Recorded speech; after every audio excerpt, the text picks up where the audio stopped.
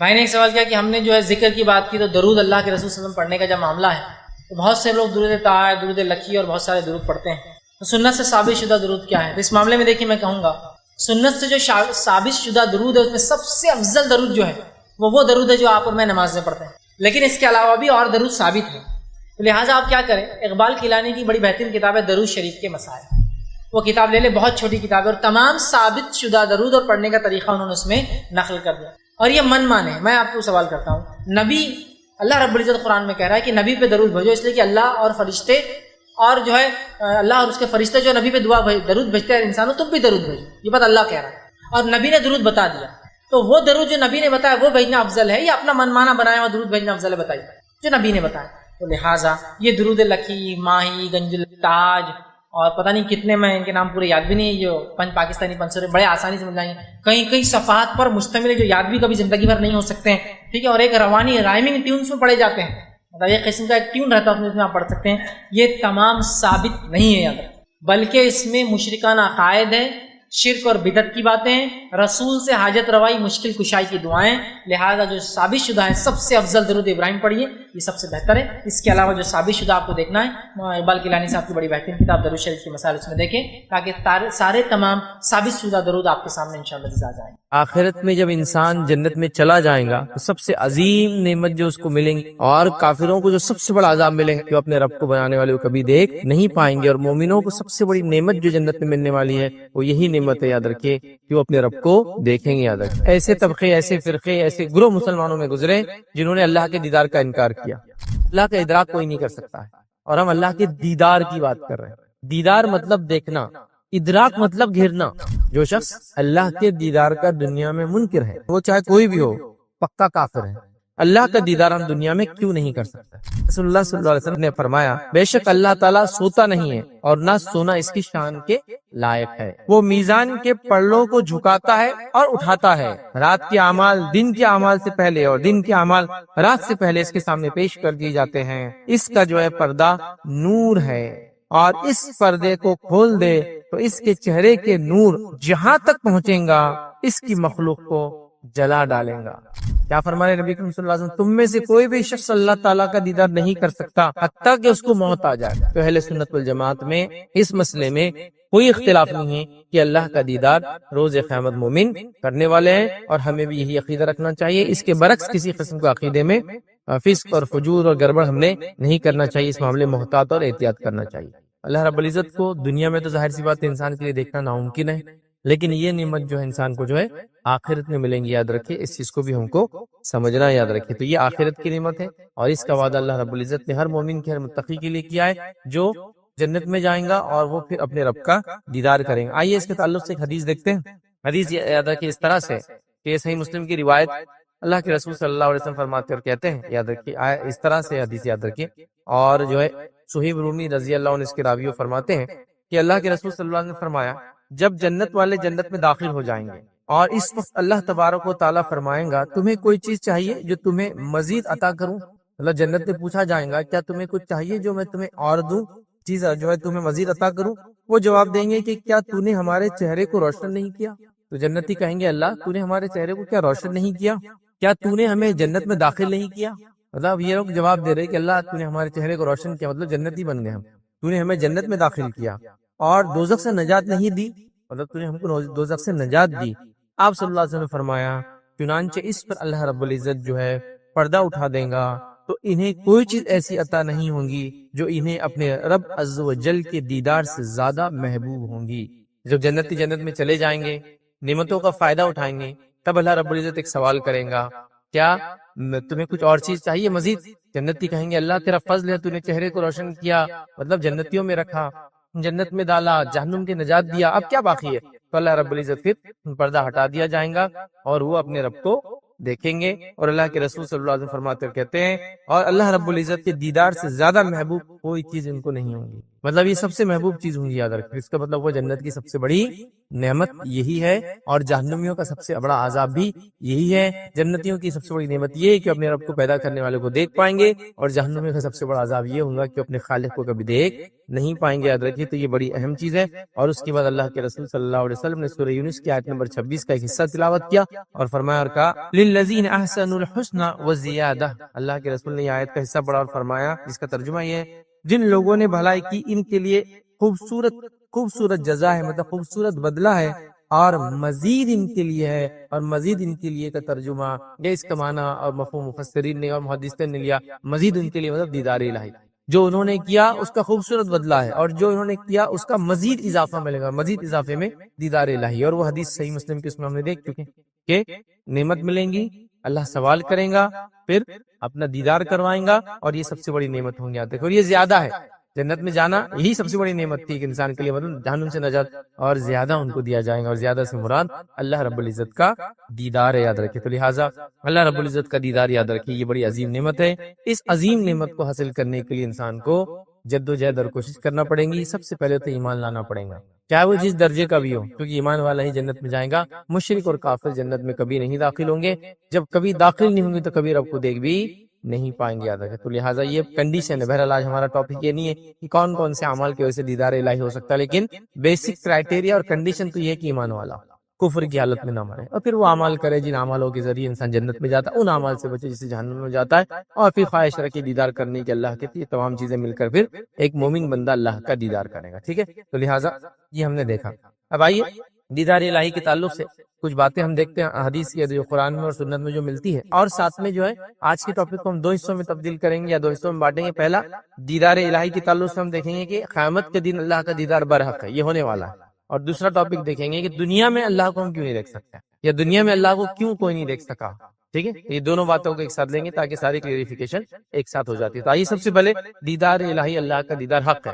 یہ بات میں اس لیے کہہ رہا ہوں کہ ایسے طبقے، ایسے فرقے، ایسے گروہ مسلمانوں میں گزرے جنہوں نے اللہ کے دیدار کا انکار کیا، جس میں سب سے پہلے جو ہے معتزلہ، ٹھیک ہے۔ یہ وہ فرقہ تھا، یاد رکھیں، جنہوں نے دیدار الہی کا انکار کیا اور قرآن کو سنت کے بغیر یا منمانی تشریحات سے انہوں نے قبول کیا، یاد رکھیں۔ اور یہ فرقہ عروج پہ تھا، خاص طور سے جب امام احمد بن حنبل رحمہ اللہ حیات تھے، اور ان کے حیات میں یہ سیاسی طاقت بن گیا تھا، کیونکہ اس زمانے کے جو خلیفہ تھا اس نے جو ہے اہل سنت والجماعت کو چھوڑ کر، یاد رکھیے، اسی فرقے میں ہو جا کر شامل ہو گیا تھا۔ حالانکہ فرقہ اس سے پہلے موجود تھا، لیکن ابھی صرف کتابوں کی شکل میں، تحریری شکل میں، تقریری شکل میں اپنی تحریک کو پھیلا رہے تھے، لیکن ابھی انہوں کو پولیٹیکل طاقت نہیں ملی تھی، یاد رکھیے۔ اور جب یہ کام تب بھی کر رہے تھے جب امام شافعی موجود تھے، یاد رکھیے۔ امام شافعی رحمہ اللہ نے ان کے خلاف پورا محاذ کھڑا کر دیا تھا، یاد رکھیے، اور ان کے خلاف بات کرتے رہے۔ اسی کے اس میں امام شافعی کو جو ہے نظر بند کر دیا گیا، مطلب جیل میں تو نہیں ڈالا گیا، لیکن ہوتا ہے نا ایک گھر میں لے جا کر رکھ دینا، اور اس گھر سے آپ باہر نہیں نکل سکتے، کیونکہ امام شافعی کرتے تھے۔ حالانکہ ابھی یہ پولیٹیکلی طاقت میں نہیں آیا تھا فرقہ، ابھی صرف یہ اپنی تحریکوں کو پھیل، لیکن یہ انفلوئنشل ہو چکے تھے، منسٹر لیول تک وغیرہ جا چکے تھے، تو لہٰذا امام شافعی کو بھی ان کی تکلیفوں کا سامنا کرنا پڑا۔ اسی کے اس میں سلسلے میں آپ کو جو ہے حجاز سے نکال کر جو ہے بغداد بھیج دیا گیا، کہا خلیفہ نے کہا بلا لو ان کو یہاں، کیونکہ کمپلین کی گئی وغیرہ وغیرہ کی یہ عجیب و غریب باتیں پھیلاتے ہیں، نعوذ باللہ، حالانکہ حق کی بات کر، کتاب و سنت کی بات کرے تھے۔ اور اسی سلسلے میں ان کا پہلی بار بغداد آنا ہوا، اور امام احمد بن حنبل سے ان کی ملاقات بھی یاد رکھی، اور امام احمد بن حنبل نے ان کی شاگردگی اختیار کی، ان سے علم حاصل کیا، ساری چیزیں۔ پھر بعد میں امام احمد بن حنبل کے زمانے میں یہ فرقہ پولیٹیکل طاقت بن گیا، اور یہ حکومت کا عقیدہ یہی ہو گیا تھا۔ بہرحال تو وہ بھی گروہ میں شامل ہے جنہوں نے کہا کہ اللہ کا دیدار نہ دنیا ممکن ہے نہ آخرت ممکن ہے، اور عجیب و غریب ہے دلائل، لیکن اللہ کا دیدار برحق ہے، کیونکہ یہ واضح دلائل سے، اور خاص طور سے بخاری اور مسلم کی روایت ثابت ہے، جس کے اندر کسی امت کے کسی طبقے کو انکار نہیں، انہوں نے بھی انکار کیا، لیکن تعویلات کی، ان باتوں منمانی تشریحات کی۔ بہرحال تو یہ چیز ثابت ہے، تو لہٰذا ہم کو عقیدہ رکھنا چاہیے۔ آئیے چند بات کے چند دلائل دیکھتے ہیں کہ دیدار الہی، اللہ کا دیدار کیسے حق ہے۔ پہلی دلیل اس کے لیے ہم دیکھیں گے اللہ رب العزت کا فرمان کہ اللہ کو لوگ دیکھیں گے۔ اللہ سبحانہ تعالیٰ فرماتا ہے، کہتا ہے سورہ قیامت سورہ نمبر 75 اور اس کی آیت نمبر 22 اور 23 میں اللہ فرماتا ہے، کہتا ہے وجوہ یومئذ ناظرہ الی ربہا ناظرہ۔ اللہ فرماتا ہے، کہتا ہے اس روز جنتیوں کے چہرے جو ہے شگفتہ، تر و تازہ ہوں گے اور بارونق ہوں گے۔ اللہ فرماتا ہے، کہتا ہے بارونق ہوں گے اور دیدار الہی سے مشرف ہوں گے، کہ اس دن مومنوں کے چہرے ایک دم، جس کو ہم کہتے ہیں تر و تازہ ہوں گے، اور تر و تازہ کے ساتھ ساتھ یاد رکھیے رونق دار ہوں گے، اور وہ اللہ رب العزت فرماتا ہے دیدار الہی سے مشرف ہوں گے۔ تو یہ قرآن کی یاد رکھیے دلیل ہے کہ مومن اللہ کا دیدار کریں گے، یاد رکھیے۔ اسی کے ساتھ ساتھ یاد رکھیے صحیح بخاری کی روایت ہے، یہ بھی ایک دلیل ہے جس میں عدی بن حاتم رضی اللہ عنہ یاد رکھیے، یہ کہتے ہیں کہ نبی اکرم صلی اللہ علیہ وسلم فرمایا اور کہا کہ آپ سب سے عنقریب اللہ تعالیٰ سے ہم کلام ہونے والے ہیں، اس طرح کہ آپ کے اور اللہ کے درمیان کوئی ترجمان یا حجاب نہیں ہوں گا، یاد رکھیں۔ مطلب نبی اکرم صلی اللہ علیہ وسلم کہہ رہے ہیں کہ سب سے زیادہ جو ہے قریب جو ہے اللہ کے میں رہوں گا، اور جب اللہ سے ہم بات کریں گے تو کوئی ترجمان ہمارے بیچ میں نہیں ہوں گا، یاد رکھیں۔ یہ ایک دلیل ہے کہ اللہ رب العزت کو ایک مومن بندہ دیکھنے والا، یاد رکھیں۔ اسی طرح یاد رکھیے اللہ کو ہم جو ہے دیدار کریں گے، اور یہ دیدار ہم کو نصیب ہوں گا، مومنوں کو نصیب ہوں گا، اس کے لیے تو بہرحال دعا کرنی چاہیے۔ اس کی ایک اور دلیل یہ ہے، یاد رکھیے جو بخاری کی روایت ہے، صحابہ فرماتے اور کہتے ہیں کہ نبی اکرم صلی اللہ علیہ وسلم نے فرمایا اور کہا کہ ہم نبی اکرم صلی اللہ علیہ وسلم کی مجلس میں جو بیٹھے تھے کہ اچانک آپ نے 14ویں کے چاند کی جانب دیکھا، مطلب شام کا وقت تھا، صحابہ نبی اکرم صلی اللہ علیہ وسلم کے اطراف بیٹھے تھے، اور 14ویں کا چاند 14 کا جو مون ہوتا ہے آپ دیکھتے ہیں بہت چمکدار ہوتا ہے، اور 14ویں کا چاند اس لیے زیادہ سب سے چمکدار ہوتا ہے کیونکہ یہ سب سے بڑا ہوتا ہے سائز میں، چاند چونکہ 28 دن کی سائیکل میں چلتا ہے، تو 14th ڈے یہ سب سے زیادہ برائٹ ہوتا ہے، اتنا برائٹ کہ آج تک ہم کو یہ چیز کا کچھ علم نہیں، سمجھ میں بھی نہیں آتا، کیونکہ لائٹیں ہونے کی وجہ سے یہ سب ختم ہو گیا۔ لیکن جس زمانے میں لائٹیں نہیں تھی تو اس وقت تو 14ویں کے چاند کا لوگ انتظار کرتے سفر کرنے کے لیے، کیونکہ پھر رات میں بھی سفر کر سکتے تھے، اتنا روشن ہوتا ہے کہ ایک مطلب آپ چل سکتے چیزوں کو دیکھ سکتے، مطلب کلیئر نہیں بٹ سب چیزیں آپ کو نظر آ سکتی، اتنا اچھا کلیئر ہوتا ہے۔ تو لہٰذا 14ویں کا چاند تھا، صحابہ نبی اکرم صلی اللہ علیہ وسلم کے اطراف بیٹھے تھے، تو آپ نے 14ویں کے چاند کی طرف دیکھ کر آپ نے فرمایا آپ اپنے رب کو اسی طرح دیکھیں گے، صحابہ سے کہہ رہے کہ تم اپنے رب کو اسی طرح دیکھو گے جس طرح یہ چاند دیکھ رہے ہو، مطلب تم لوگ اللہ تعالیٰ کو ویسے ہی دیکھو گے جس طرح سے چاند کو دیکھ رہے ہیں، اور رب تعالیٰ کو دیکھنے میں کوئی مشکل نہیں ہوگی، اور اللہ تعالیٰ کو دیکھنے میں تم لوگوں کو کوئی مشکل نہیں ہوگی۔ اگر آپ نماز عصر اور نماز فجر کو وقت پر ادا کرنے کی استطاعت پاتے ہیں تو ایسا کرتے رہیں۔ مطلب 14ویں کا چاند ہے، صحابہ موجود ہے، نبی کریم صلی اللہ علیہ وسلم فرما رہے ہیں جس طرح سے تم 14ویں کی چاند کو دیکھتے ہو اسی طرح اپنے رب کو روز قیامت دیکھو گے۔ اور اس کے لیے جو چیز کرنا ہے وہ ایک بات بھی اس کے اندر آ رہی ہے، کہا اگر نماز عصر نماز فجر کو وقت پر ادا کرنے کی استطاعت پاتے ہو تو ایسا کرتے رہنا۔ دیدار الہی کی بات ہو رہی ہے اور عصر اور فجر کی بات کی جا رہی ہے۔ اس سے علماء لکھتے ہیں کہ عصر اور فجر کی نماز جو پڑھے گا ریگولرلی وہ دیدار الہی کرے گا، یا ایک سبب ہے یہ دیدار الہی کا۔ اب کو یہ کہیں گا باقی 3 نمازوں کا کیا؟ 5 ہے نا ٹوٹل نماز۔ دیکھیے جو ان 2 کی پابندی کر لے باقی 3 ان کے لیے آسان ہے، جو ان 2 کی پابندی نہیں کر پائے باقی 3 بھی ان کے لیے مشکل ہو جاتا ہے۔ یہ ایک دم بالکل عام بات، کیونکہ ایسی نمازیں یاد رکھیے بڑی مشقت ہوتی ہے۔ فجر کی نماز آدمی رات میں سویا ہے، اٹھنا دل نہیں بولتا۔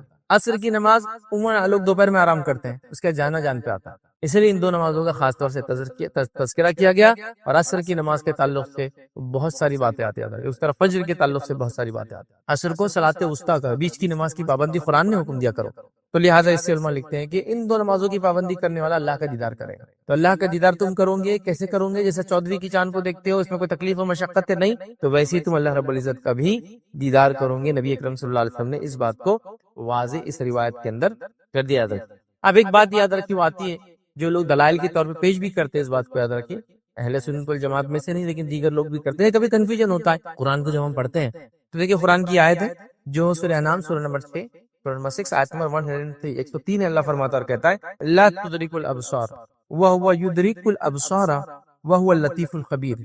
یہ آیت یاد رکھیے بہت سے لوگ پیش بھی کرتے ہیں جو قرآن کو یا سنت کو ایک ساتھ نہیں سمجھتے ہیں، منمانی کر کے سمجھنے کی کوشش کرتے ہیں، تو وہ لوگ یہ آیت پیش کرتے ہیں کہ اللہ فرمان لا تدرک الابصار، کیا ہے اس کا ترجمہ؟ اسے نگاہیں نہیں پاتی اور وہ سب کو نگاہوں کو پاتا ہے، مطلب اللہ کو کوئی نہیں دیکھ سکتا اور وہ سب کو دیکھ رہا ہے، یہ اس کا عام ترجمہ ہے۔ تو وہ لوگ لا کے اس کو پیش کرتے ہیں، لیکن یاد رکھیے یہاں جو بات ہو رہی ہے یہ بات بالکل درست ہے کہ اللہ کا ادراک کوئی نہیں کر سکتا، اور ہم اللہ کے دیدار کی بات کر رہے ہیں۔ دیدار مطلب دیکھنا، ادراک مطلب گھیرنا۔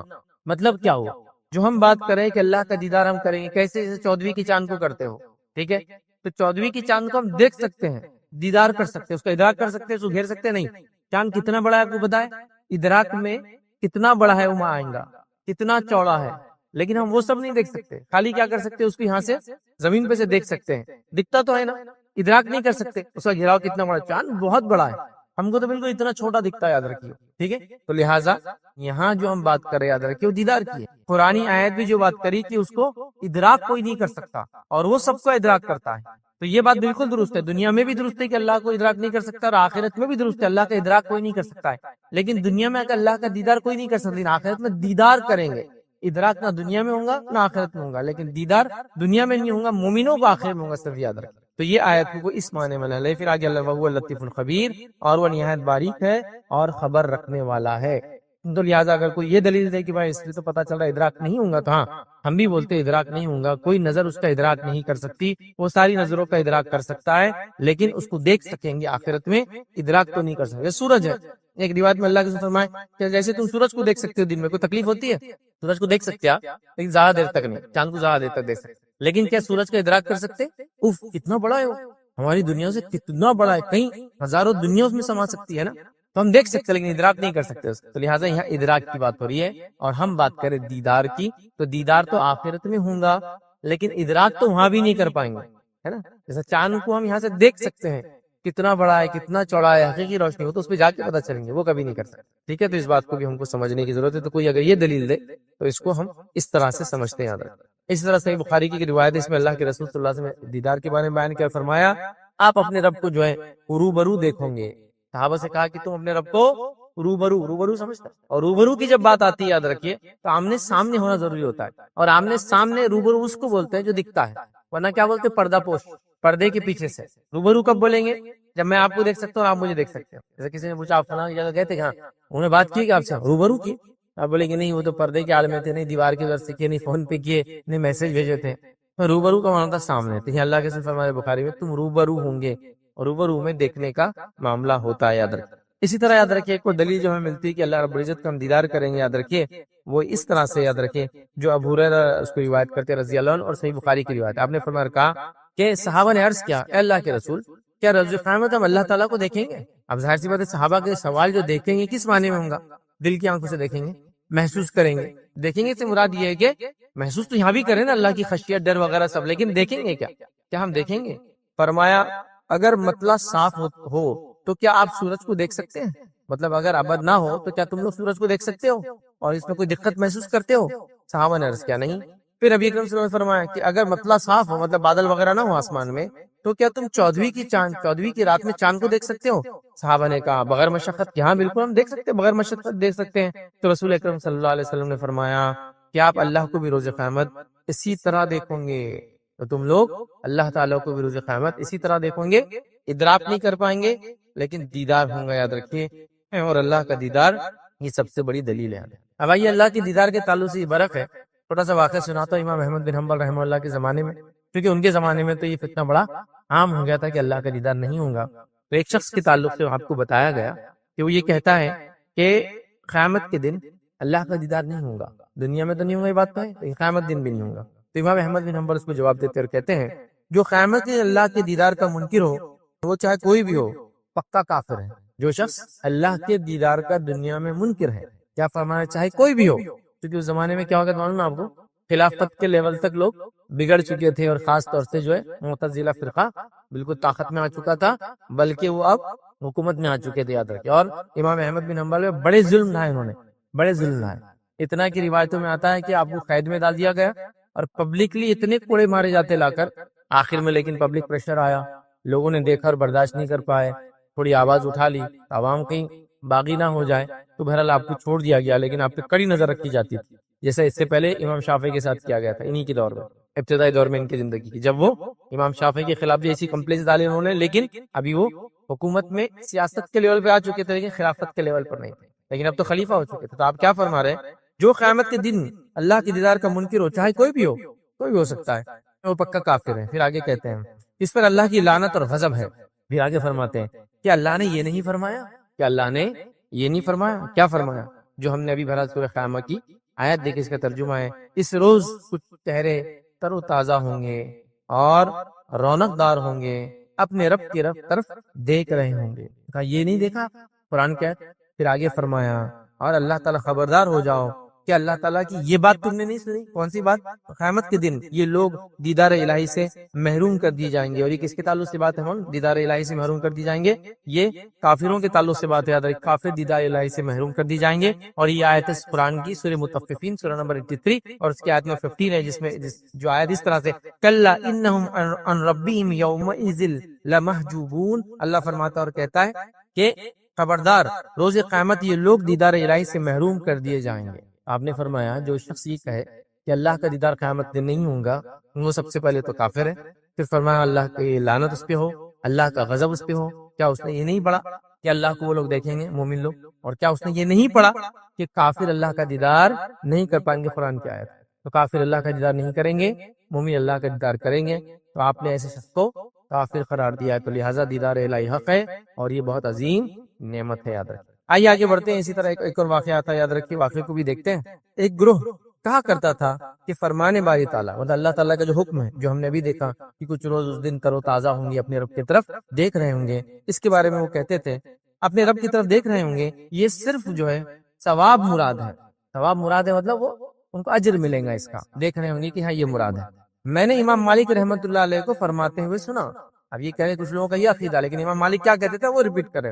امام مالک کو یہ فرماتے ہوئے سنا کہ یہ جھوٹ اللہ کے اس فرمان کا کیا جواب دیں گے. مطلب یہ جو جھوٹے لوگ ہیں وہ اللہ کے اس فرمان کا کیا جواب دیں گے. کون سا فرمان؟ سورہ مطففین سورہ نمبر 83 آیت نمبر 15 83 کا 15. کون سی آیت ہے؟ وہی خبردار قیامت کے دن یہ لوگ دیدار الہی سے محروم کر دیے جائیں گے. تو جب امام مالک کے پاس یہ بات پہنچی کہ کچھ لوگ یہ کہتے ہیں کہ دیدار الہی روز قیامت نہیں ہوگا، تو امام مالک کہہ رہے ہیں کہ وہ لوگ جھوٹے ہیں.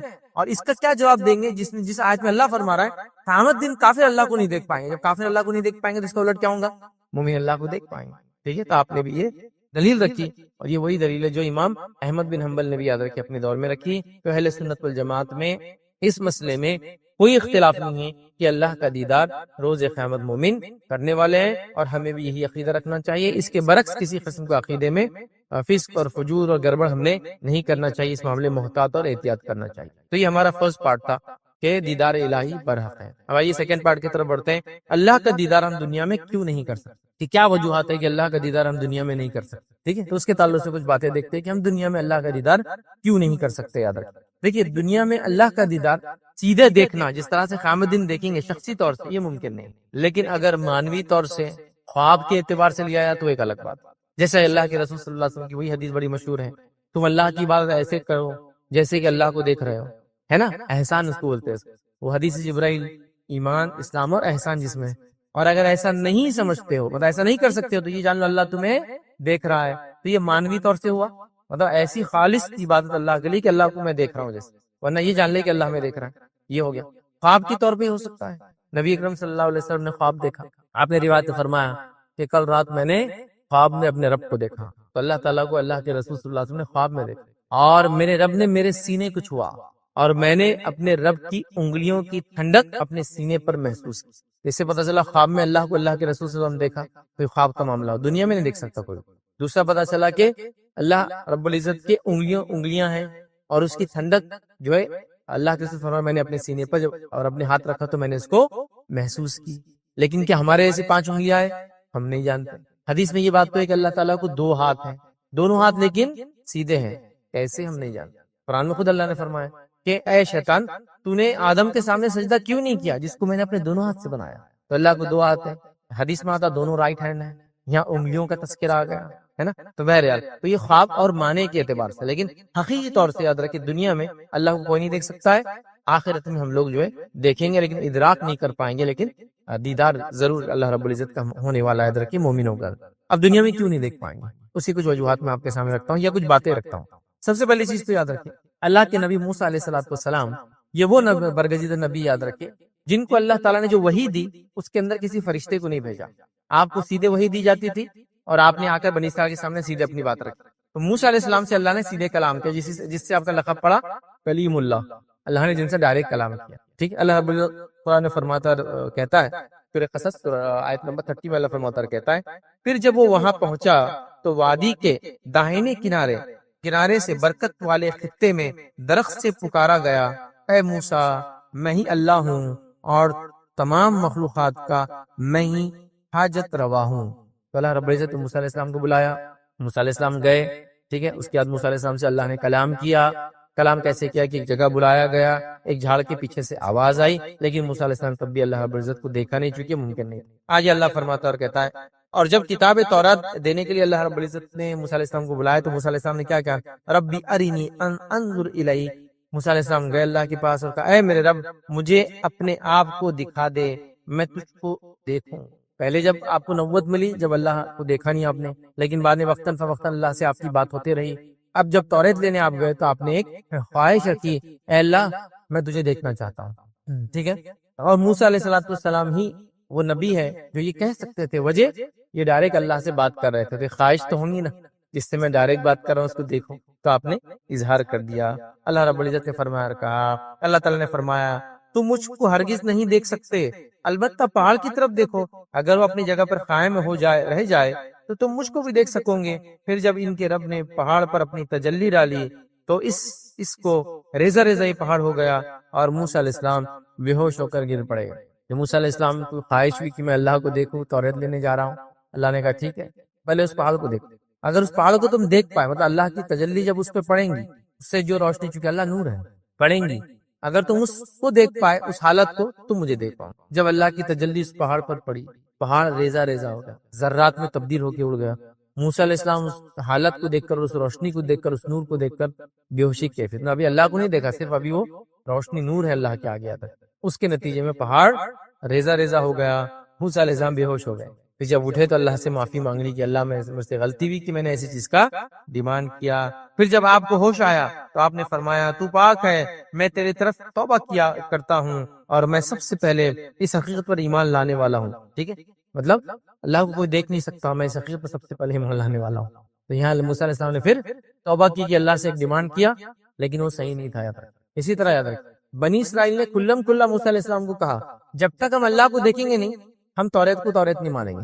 تو اللہ نے پھٹکار لگائی، یہ دنیا میں یہ نہیں ہو سکتا. کیا دیکھیں قرآن میں اللہ رب العزت کیا فرمایا، سورہ بقرہ کی آیت ہے، اور جب تم نے کہا اے موسیٰ ہم تمہارا یقین نہیں کریں گے جب تک ہم اللہ کو سامنے نہ دیکھ لیں، تو تم کو بجلی نے پکڑ لیا اور تم دیکھ رہے تھے. پھر اللہ نے سزا دی، سزا کی مستحق بنے. دنیا میں ڈیمانڈ کرنے کے نتیجے میں بجلی آئی، بجلی کی سزا ملی، ہلاک ہو گئے. کیونکہ اللہ کو دیکھنا تو موسیٰ علیہ السلام کے لیے پاسبل نہیں تھا، یہ ڈیمانڈ کر دی ہم کو دیکھنا ہے، تو اللہ نے ان کو سزا دیا. دنیا میں کوئی دیکھ نہیں سکتا، ایسی خواہش رکھنا بھی درست نہیں ہے. موسیٰ علیہ السلام نے کی، توبہ کرنا پڑا، قوم نے کی، سزا بھگتنا پڑا. تو ہم کو اس سے پتہ چلا دیدار الہی دنیا میں پاسبل نہیں ہے، یاد رکھیے. ٹھیک ہے، اسی طرح جو ہے صحابہ میں سے ایک صحابی سے روایت کرتے ہوئے خبر دی کہ آپ صلی اللہ علیہ وسلم نے فرمایا اس بات کو اچھی طرح جان لو کہ تم میں سے کوئی بھی اپنے رب کو نہیں دیکھ سکیں گا حتیٰ کہ اسے موت آ جائے.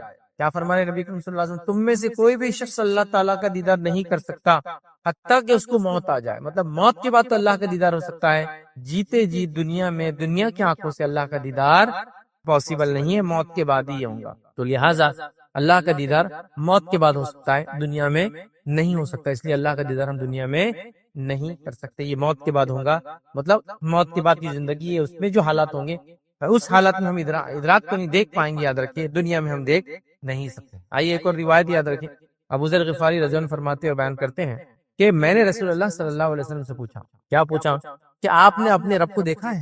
کیا آپ نے اپنے رب کو دیکھا ہے؟ مطلب معراج میں آپ گئے تھے، کیا آپ نے اپنے رب کو دیکھا ہے؟ تو جواب دیا اللہ کے رسول صلی اللہ علیہ وسلم نے، وہ نور ہے، میں اسے کہاں دیکھوں؟ مطلب وہ روشنی نور ہے، میں اسے کہاں دیکھوں؟ مطلب میں اسے کیسے دیکھ سکتا ہوں؟ تو نبی اکرم صلی اللہ علیہ وسلم دنیا سے گئے تھے، آسمانوں کا سفر کیا معراج میں، واپس آئے، لیکن ابھی حدیث میں کیا ہے، جب تک کہ موت نہ آ جائے کوئی دیکھ نہیں سکتا ہے. وہ مرحلے سے چونکہ کوئی گزرا نہیں ہے تو ظاہر سی بات ہے وہ دیکھ نہیں سکتا ہے. تو اللہ کے رسول صلی اللہ علیہ وسلم نے معراج میں اللہ کو نہیں دیکھا. جس کو دیکھا جو بات ہوتی ہے قرآن میں سورہ نجم میں جو بات ہے، یاد رکھیں لوگ اس کی دلیل لے سکتے ہیں. سورہ نجم میں وہ بات ہے کہ اللہ کے رسول نے جو دیکھا وہ جبرائیل علیہ السلام کو اپنی اصلی حالت میں دیکھنے کا تذکرہ ہے، اللہ تعالیٰ کو نہیں آتا. ٹھیک ہے، اللہ کے بہت قریب تھے آپ، ایک یا دل کمان کے فاصلے پہ تھے، لیکن اللہ کو دیکھا نہیں. جس کو دیکھنے کا تذکرہ ہے وہ جبرائیل علیہ السلام کو اصلی حالت میں، اصلی حالت میں جبرائیل علیہ السلام کو اللہ کے رسول نے 2 بار دیکھا تھا. پہلی بار کب دیکھا؟ جب وہی لے کے آئے، غفا کے باہر آپ جب گئے تو آپ نے دیکھا جبرائیل علیہ السلام. کیسے تھے جبرائیل علیہ السلام؟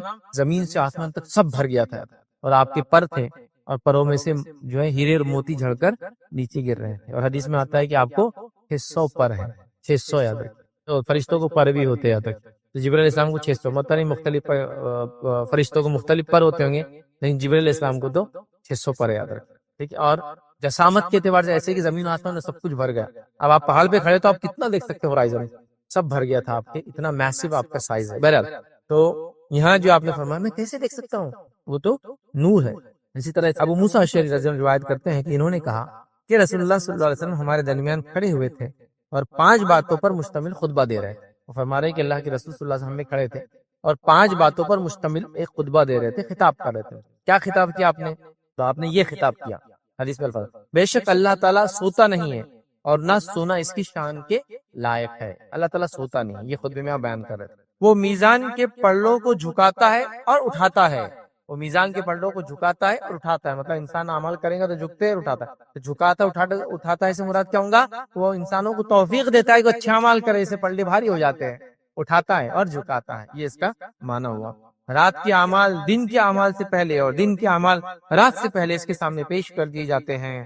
اس کا جو ہے پردہ نور ہے، اس کا پردہ نور ہے، اور اس پردے کو کھول دے تو اس کے چہرے کے نور جہاں تک پہنچیں گا اس کی مخلوق کو جلا ڈالیں گا۔ اس لیے اللہ کا دیدار دنیا میں نہیں کر سکتا کہ اللہ کا نور جہاں تک پہنچیں گا، مخلوقات جہاں تک دیکھ پائیں گی وہاں تک سب چیز جل جائیں گی، جس کی مثال وہ پہاڑ ہے جو موسیٰ علیہ السلام کے واقعے میں جل گیا تھا۔ اب اس پہاڑ کے تعلق سے تھوڑا سا ایک بات بتا دوں آپ کو کہ بہت سے لوگ یہ ان کا کہنا اور ماننا ہے کہ وہ جو پہاڑ جو جلا تھا اسی سے کیا بنا معلوم آپ کو؟ سورما۔ یہ بہت کامن ہے کہ وہ پہاڑ جل گیا تھا تو اس سے خول بنا، سورما بنا جو ہم آنکھوں میں لگاتے۔ تو اللہ تعالیٰ کو دنیا میں کیوں نہیں دیکھ سکتے ہم لوگ؟ اس لیے کہ اللہ تعالیٰ جہاں تک مخلوق دیکھ پائیں گی سب جل جائیں گے۔ کیا فرمایا آپ نے؟ اور اگر اللہ پردہ کھول دے تو اس کے چہرے کے نور، اس کا چہرے کے نور جہاں تک اس کی نگاہیں پہنچیں گی اس کی مخلوقات جل جائیں گی۔ تو جہاں تک اللہ کی نگاہ پہنچیں گی اس کی مخلوق جل جائیں گی، اس لیے اللہ کا ایک پردہ ہے، دنیا میں کوئی نہیں دیکھ سکتا ہے، نہ موسیٰ علیہ السلام نے دیکھا، نہ نبی اکرم صلی اللہ علیہ وسلم نے دیکھا، نہ کسی اور نے کبھی اللہ تعالیٰ کو دیکھا، ٹھیک ہے۔ مومن آخرت میں ہی یہ کام کر پائے۔ اب آئیے ایک وجہ پتہ چل گئی ہم کو، موت ضروری ہے دیدار کے لیے۔ دوسری وجہ پتہ چل گئی موت کے ساتھ ساتھ ابھی دنیا میں اس لیے نہیں دیکھ سکتے کہ اللہ کی نظر جہاں تک جائیں گی چیزیں ہلاک اور برباد ہو جائیں گی، ختم ہو جائیں گی۔ اسی طرح حضرت مسروق رحمۃ اللہ علیہ فرماتے ہیں، کہتے ہیں کہ میں نے عائشہ رضی اللہ عنہا سے عرض کیا، امی جان کہ کیا محمد صلی اللہ علیہ وسلم نے شب معراج میں اللہ کو دیکھا تھا؟ عائشہ رضی اللہ عنہا ہے اور اس ظاہر سے امت کی ماں ہے، وہ سوال کر رہے ہیں، تمہاری عائشہ نے جواب دے رہی ہے، فرما رہی تم نے ایسی بات کہہ دی ہے جس سے میرے جسم کے رونگٹے کھڑے ہو گئے۔ تم نے ایسی بات کر دی آج میرے سامنے کہ میرے جسم کے رونگٹے کھڑے ہو گئے ہیں۔ کیا تم ان 3 باتوں سے بے خبر ہو؟ جو شخص بھی تم سے یہ 3 باتیں بیان کرے وہ جھوٹا ہے۔ خیر وہ 3 باتیں نہیں، ہم ایک بات ہمارا جو اصل وہ لیں گے، اور وہ یہ ہے کہ جو شخص یہ کہے کہ محمد صلی اللہ علیہ وسلم نے اپنے رب کو دیکھا معراج میں، وہ جھوٹا ہے۔ کون فرما رہا ہے؟ ماں عائشہ فرما رہی۔ کون ہے یہ؟ نبی اکرم صلی اللہ علیہ وسلم بیوی ہے، اور بیوی سے تو ہسبینڈ شوہر اپنا کوئی راز نہیں چھپاتا۔ مطلب اتنی بڑی چیز اگر دیکھی ہوں گی تو بیان کر دی جائیں گے، چھپانے والی تو چیز نہیں ہے نا، یہ تو بتانے والی چیز ہے کہ اپنے رب کو میں نے دیکھا، عائشہ میں گیا تھا سفر میں، اور ایسے بہت سارے واقعات میں جس میں بتایا گیا اللہ تعالیٰ نے فلاں کیا، تم سے فلاں کیا، اللہ تم سے محبت کرتا، اللہ تم سے فلاں کرتا ہے۔ جیسے کہ مائی خدیجہ کو نبی کریم صلی اللہ علیہ وسلم نے فرمایا، جب آپ کے گھر میں اللہ کے رسول تشریف فرما تھے اور جبرائیل علیہ السلام آپ کے پاس آئے اور آ کر وحی دی، اس کے بعد جبرائیل علیہ السلام نے اللہ کے رسول کو کچھ باتیں کہی، اللہ کے رسول نے خدیجہ سے کہا، خدیجہ جبرائیل آئے ہیں اور وہ تم کو سلام کرتے ہیں، ٹھیک، اور ساتھ میں انہوں نے تمہارے لیے اللہ رب العزت کا سلام لے کر آئے۔ تو خدیجہ جو ہے وہ ہوگی ایک دم، اور خوش بھی ہوگی، ظاہر سی بات ہے، مطلب خوشی اور غم جیسا ہوتا ہے نا، رونا جس آدمی کے، ویسی ہوگی کیفیت۔ اور جبرائیل علیہ السلام کو تو آپ نے جواب دے دیا اور کہا اللہ کے سلام کا میں کیا جواب دوں، اللہ خود سلام ہے۔ تو مطلب جس میں ہم یہ کہہ سکتے ہیں کہ آپ کے فضائل میں ایک فضیلت ہے کہ اللہ نے آپ کو سلام بھیجا، ماں خدیجہ کو جبرائیل علیہ السلام نے آپ کو سلام کیا، تو اللہ کے رسول نے فوراً بتا دیا، ٹھیک، تو اللہ کے رسول بتا دیتے۔ تو ماں عائشہ کو کیوں نہیں بتائیں گے؟ ایک تو بیوی ہے اور عام خاتون بھی نہیں ہے، بہت تجسس تھا، آپ کو معلومات لینے کی بہت خواہش تھی کہ آپ نے کیا کیا، کب کیا، کیسے کیا، یہ سب پوچھتی تھی بار بار۔ تو کہا جس نے یہ کہا کہ اللہ کے رسول صلی اللہ علیہ وسلم نے اللہ تعالیٰ کو معراج میں دیکھا ہے، اس نے جھوٹ کہا، لہٰذا اللہ کے رسول نے نہیں دیکھا اور موسیٰ علیہ السلام نے نہیں دیکھا، موت اس کے لیے ضروری ہے، اور دنیا کی آنکھوں سے ہم دیکھ نہیں سکتے ہیں، اللہ کا پردہ ہٹ جائے تو ساری مخلوق اس کے ہلاک ہو جائیں گے۔